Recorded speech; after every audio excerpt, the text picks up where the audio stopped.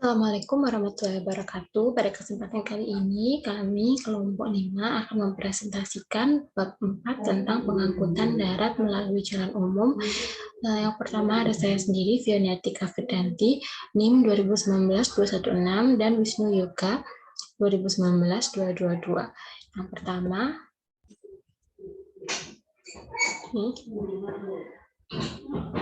pertama adalah pendahuluan. Nah, transportasi sendiri merupakan sarana yang sangat penting dan strategis dalam memperlancar roda perekonomian, memperkukuh persatuan bangsa dan kesatuan, serta mempengaruhi semua aspek kehidupan bangsa dan negara. Mengingat penting dan strategisnya peranan lalu lintas dan angkutan jalan yang menguasai hajat hidup orang banyak, maka lalu lintas dan angkutan jalan dikuasai oleh negara yang pembinaannya dilakukan oleh pemerintah. Sumber-sumber hukum. Yang pertama ada Undang-Undang Nomor 14 Tahun 1992 tentang Lalu Lintas Angkutan Jalan.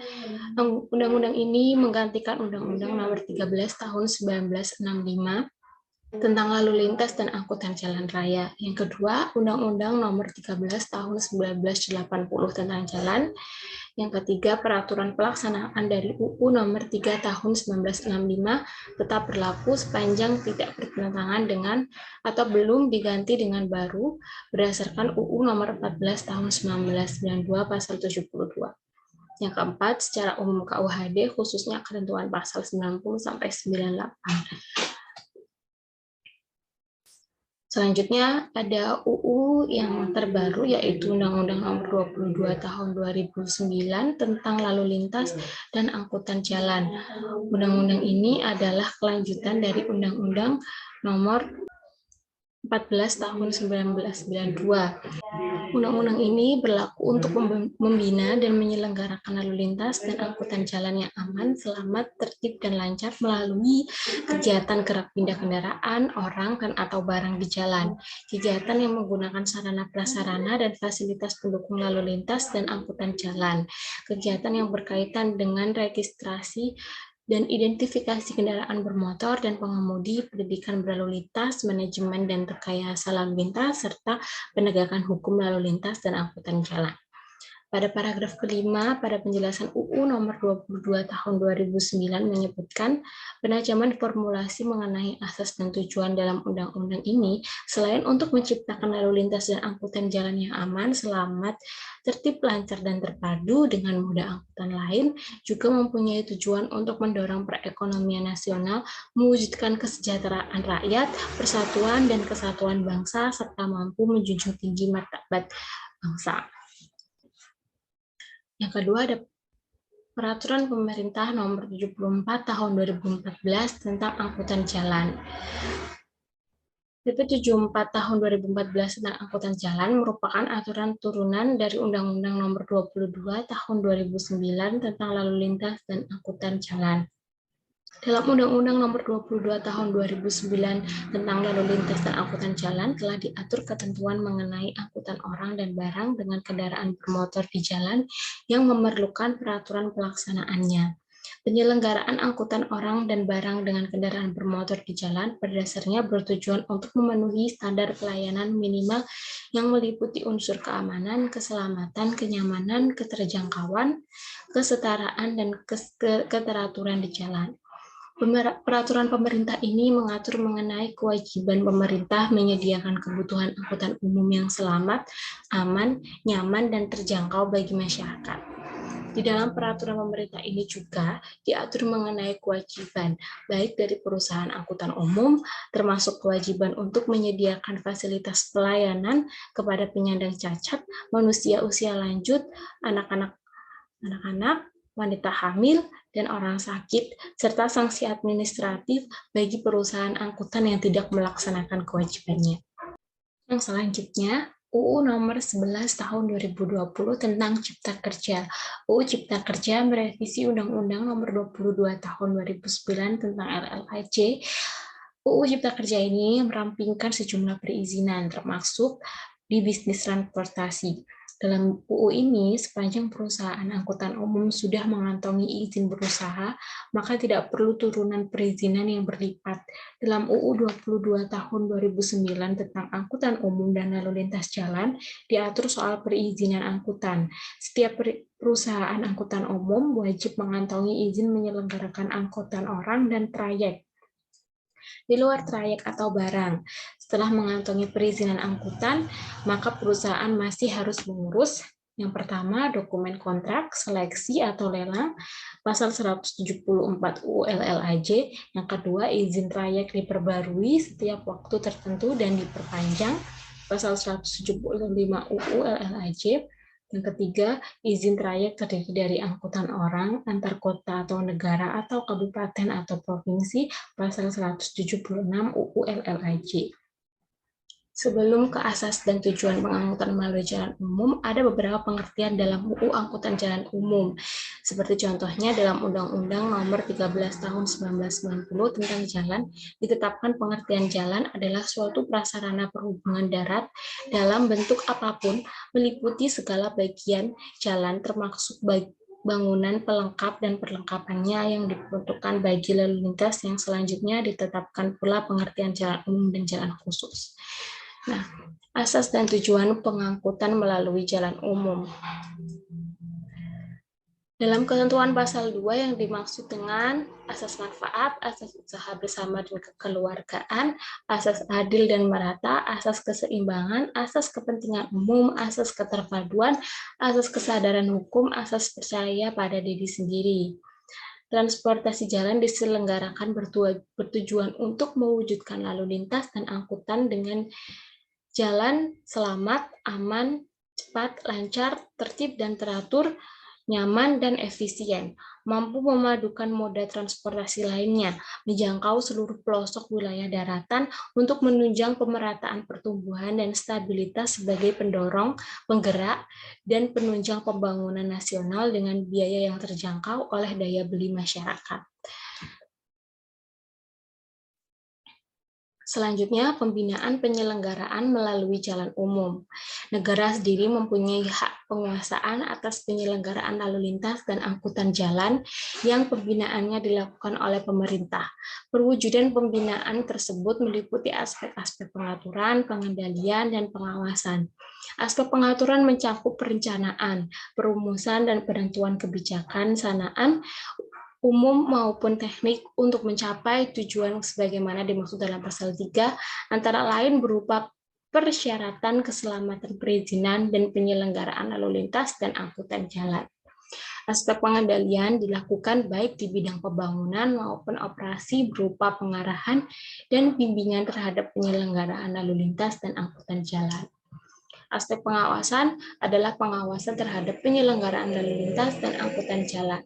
Untuk pembinaan lalu lintas dan angkutan jalan diarahkan untuk meningkatkan penyelenggaraan lalu lintas dan angkutan jalan dalam keseluruhan moda transportasi secara terpadu dengan memperhatikan seluruh aspek kehidupan masyarakat untuk mewujudkan tujuan sebagaimana dimaksud dalam pasal 3 Undang-Undang. Selanjutnya, alat angkut atau kendaraan bermotor. Setiap kendaraan bermotor yang digunakan sebagai alat pengangkutan harus memenuhi syarat-syarat teknik sebagaimana ditentukan Undang-Undang Pengangkutan. Yang pertama, layak jalan dan persyaratan teknis kendaraan bermotor. Setiap kendaraan bermotor yang dioperasikan di jalan harus sesuai dengan rancangan peruntukannya. Layak jalan adalah persyaratan minimum kondisi suatu kendaraan yang harus dipenuhi agar terjaminnya keselamatan dan mencegah terjadinya pencemaran udara dan kebisingan lingkungan pada waktu dioperasikan di jalan. Setiap kendaraan bermotor, kereta gandengan, kereta tempelan, dan kendaraan khusus yang dibuat atau dirakit di dalam negeri serta diimpor harus sesuai dengan peruntukan dan kelas jalan yang akan dilaluinya serta wajib memenuhi persyaratan teknis dan layak jalan. Yang kedua, pengujian kendaraan bermotor. Pengujian dimaksudkan agar kendaraan bermotor yang akan digunakan di jalan memenuhi persyaratan teknis dan layak jalan, termasuk persyaratan ambang batas emisi gas buang dan kebisingan yang harus dipenuhi. Kendaraan khusus harus diuji secara khusus karena di samping memiliki peralatan standar yang dipersyaratkan untuk kendaraan bermotor pada umumnya, kendaraan khusus memiliki peralatan tambahan yang bersifat khusus untuk penggunaan khusus, misalnya kartu penyelamat, tangki bertekanan, dan lain sebagainya. Pengujian sebagaimana dimaksud dalam pasal 13 ayat 1 meliputi uji tipe atau uji berkala. Yang ketiga, pendaftaran kendaraan bermotor. Kewajiban pendaftaran kendaraan bermotor adalah untuk mengumpulkan data yang dapat digunakan untuk tertib administrasi, pengendalian kendaraan yang dioperasikan di Indonesia, mempermudah penyidikan pelanggaran atau kejahatan yang menyangkut kendaraan yang bersangkutan, serta dalam rangka perencanaan, rekayasa, dan manajemen lalu lintas dan angkutan jalan, dan memenuhi kebutuhan data lainnya dalam rangka perencanaan pembangunan nasional. Sebagai tanda bukti pendaftaran diberikan bukti pendaftaran kendaraan bermotor. Syarat-syarat dan tata cara pendaftaran, bentuk dan jenis-jenis tanda bukti pendaftaran sebagaimana dimaksud dalam pasal 14 ayat 1 dan ayat 2 diatur lebih lanjut dengan peraturan pemerintah. Yang keempat adalah bengkel umum kendaraan bermotor.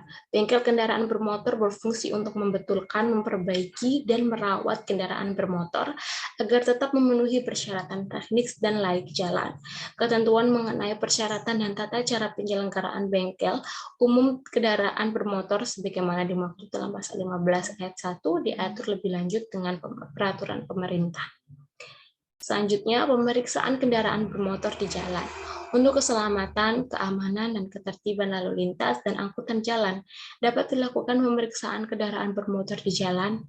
Pemeriksaan kendaraan bermotor sebagaimana dimaksud dalam ayat 1 meliputi pemeriksaan persyaratan teknis dan layak jalan, serta pemeriksaan tanda bukti lulus uji syarat tanda bukti pendaftaran atau surat tanda coba kendaraan bermotor dan surat izin mengemudi.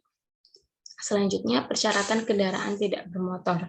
Setiap kendaraan tidak bermotor dioperasikan di jalan wajib memenuhi persyaratan keselamatan. Titik persyaratan ini dimaksudkan untuk menjamin keselamatan lalu lintas pada umumnya. Selanjutnya, tentang pengemudi. Di dalam penyelenggaraan pengangkutan, pengemudi bukan merupakan pihak-pihak yang terlibat dalam perjanjian pengangkutan. Titik up. Nah, kok ada titik? Kada. Tentang pengemudi. Di dalam penyelenggaraan pengangkutan, pengemudi bukan merupakan pihak-pihak yang terlibat dalam perjanjian pengangkutan, akan tetapi merupakan orang yang karena tugasnya atau kewajibannya harus melakukan pengangkutan orang atau barang dari suatu tempat, pemuatan ke tempat tujuan yang disuruh dilakukan oleh penyelenggara pengangkutan. Agar penyelenggaraan pengangkutan dapat dilakukan dengan baik dan selamat, sebagaimana yang diharapkan oleh pihak pengangkut, sebagai penyelenggara pengangkutan serta pihak penumpang atau pengirim barang, maka juga harus diperhatikan beberapa persyaratan sebagai pengemudi, yakni memiliki SIM dan memenuhi ketentuan waktu kerja sebagaimana diatur dalam UU ALJ khususnya pasal 18 sampai 20. Yang pertama, persyaratan pengemudi. Pengemudi adalah orang yang mengemudikan kendaraan. Untuk mendapatkan surat izin mengemudi, yang pertama kali pada setiap golongan, calon pengemudi wajib mengikuti ujian pengemudi. Kemampuan mengemudi dapat diperoleh melalui pendidikan mengemudi. Penyelenggaraan pendidikan mengemudi tersebut dilakukan sesuai dengan Undang-Undang Nomor 2 Tahun 1989 tentang Sistem Pendidikan Nasional. Selanjutnya akan dilanjutkan oleh teman saya. Selanjutnya pergantian pengemudi. Untuk menjamin keselamatan lalu lintas dan angkutan di jalan, perusahaan angkutan umum wajib mematuhi ketentuan mengenai waktu kerja dan waktu istirahat bagi pengemudi. Ketentuan ini dimaksud untuk melindungi keselamatan pengemudi dan masyarakat, baik sebagai penumpang maupun sebagai pemilik barang serta pengguna jalan lainnya.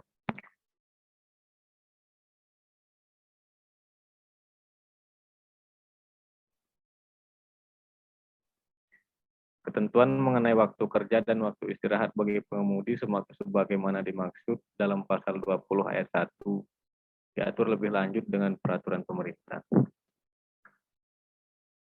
Selanjutnya, kewajiban pengemudi. Selain harus memenuhi persyaratan untuk mengemudi, maka sebagai pengemudi agar dapat menjalankan tugas-tugasnya dengan baik dan selamat, pengemudi mempunyai kewajiban-kewajiban sebagaimana ditentukan dalam pasal 23, 24, 27, 31, dan pasal 50 Undang-Undang LAJ. Pengemudi kendaraan bermotor pada waktu mengemudikan kendaraan bermotor di jalan wajib yang pertama mampu mengemudikan kendaraannya dengan wajar, yang kedua mengutamakan keselamatan pejalan kaki, yang ketiga menunjukkan surat tanda bukti pendaftaran kendaraan bermotor atau surat tanda coba kendaraan bermotor, surat izin mengemudi, dan tanda bukti lulus uji atau tanda bukti lain yang sah dalam hal dilakukan pemeriksaan sebagaimana dimaksud dalam pasal 16. Yang keempat, mematuhi ketentuan tentang kelas jalan, rambu-rambu dan marka jalan, alat pemberi isyarat lalu lintas, waktu kerja dan waktu istirahat pengemudi, gerakan lalu lintas, berhenti dan parkir, persyaratan teknis, dan laik kendaraan bermotor. Selanjutnya, tanggung jawab pengemudi.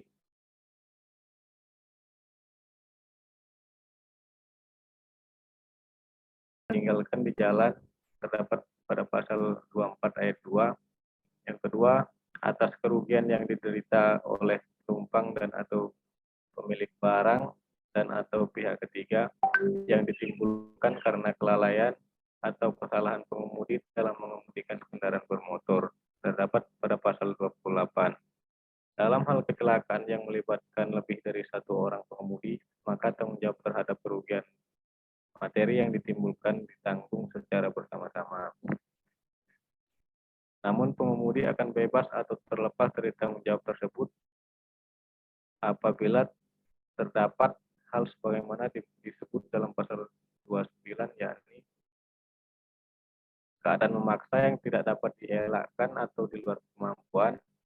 Yang kedua, disebabkan perilaku korban sendiri atau pihak ketiga, disebabkan gerakan orang dan atau hewan walaupun telah diambil tindakan pencegahan. Selanjutnya, usaha angkutan.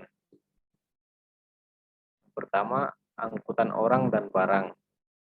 Di dalam ketentuan pasal 34 Undang-Undang LAJ menyebutkan bahwa yang pertama, pengangkutan orang dengan kendaraan bermotor wajib menggunakan kendaraan bermotor untuk menumpang. Yang kedua, pengangkutan orang dengan kendaraan bermotor wajib menggunakan kendaraan bermotor untuk barang.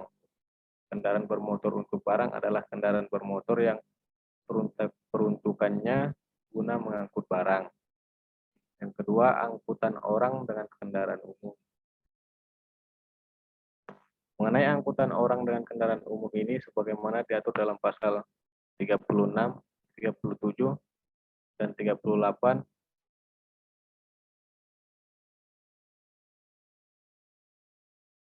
menyebutkan bahwa pelayanan angkutan orang dengan kendaraan umum. Yang ketiga, angkutan barang dengan kendaraan umum. Mengenai angkutan barang dengan kendaraan umum diatur dalam pasal 39 dan pasal 40 Undang-Undang LAJ nomor 14 tahun 1992.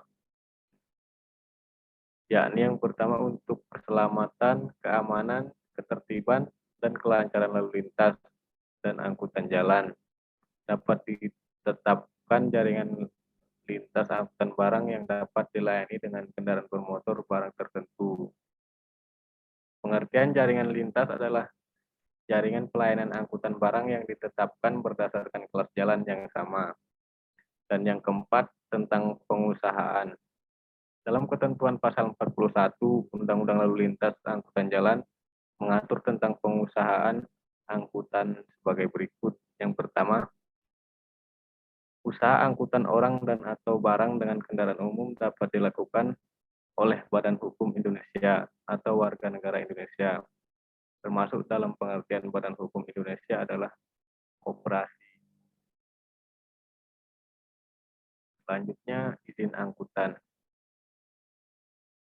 Izin angkutan taksi dasar hukumnya adalah Keputusan Menteri Perhubungan nomor KM 68 tahun 1993, KM 15 tahun 1996, dan PP 41 tahun 1993. Yang kedua, izin angkutan penumpang khusus wisata dasar hukumnya adalah Keputusan Menteri Perhubungan nomor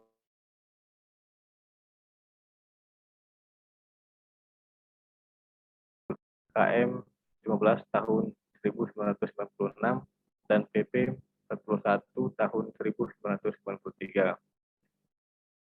Yang ketiga, izin angkutan sewa dasar hukumnya adalah Keputusan Menteri Perhubungan nomor KM 68 tahun 1993, KM 15 tahun 1996, dan PP 41 tahun 1993. Kemudian tentang tarif dan asuransi. Mengenai tarif angkutan jalan raya diatur dalam pasal 42 Undang-Undang LAJ sebagai berikut. Berbunyi bahwa struktur dan golongan tarif dan angkutan dengan kendaraan umum ditetapkan oleh pemerintah. Tentang tarif lebih lanjut diatur oleh pemerintah antara lain dengan mengeluarkan keputusan menteri. Di dalam Undang-Undang Nomor 14 Tahun 1992 tentang angkutan jalan raya juga diatur tentang asuransi, yang pada prinsipnya ada 4 hal yang wajib diasuransikan oleh pengangkut. Yakni yang pertama, asuransi terhadap kendaraan terdapat pada pasal 32. Yang kedua, asuransi terhadap kerugian yang diderita pihak ketiga terdapat pada pasal 32. Yang ketiga, asuransi terhadap awak kendaraan pasal 33. Yang keempat, asuransi terhadap tanggung jawabnya pasal 46. Selanjutnya, angkutan bagi penderita cacat. Angkutan bagi penderita cacat yang pertama bahwa bagi penderita cacat tubuh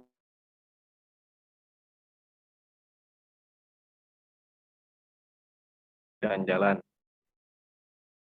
Ketentuan ini sebagaimana dimaksud di atas telah diatur lebih lanjut dengan peraturan pemerintah terdapat pada pasal 49. Yang kedua, perlakuan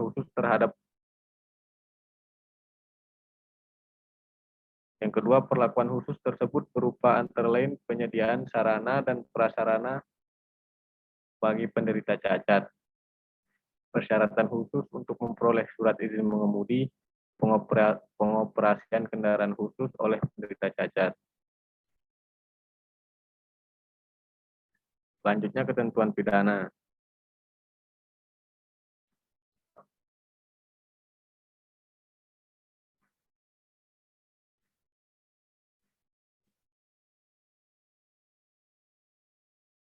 Ketentuan pidana bahwa di dalam Undang-Undang Nomor 14 Tahun 1992 tentang angkutan jalan raya diatur mengenai sanksi pidana yang dituangkan dalam bab 13 pasal 54, 56, 57, 59,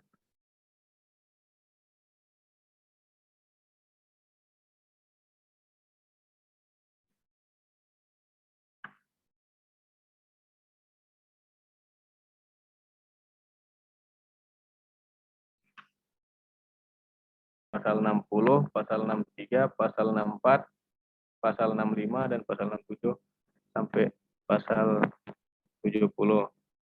Sanksi tersebut diberikan apabila pengangkut dan atau pengemudi tidak melaksanakan kewajiban atau tanggung jawab yang seharusnya telah ditentukan dalam undang-undang. Sanksi pidana tersebut besarnya bervariasi dengan ancaman pidana penjara maksimal, denda maksimal sebesar 12 juta rupiah. Sekian dari kelompok kami, kurang lebihnya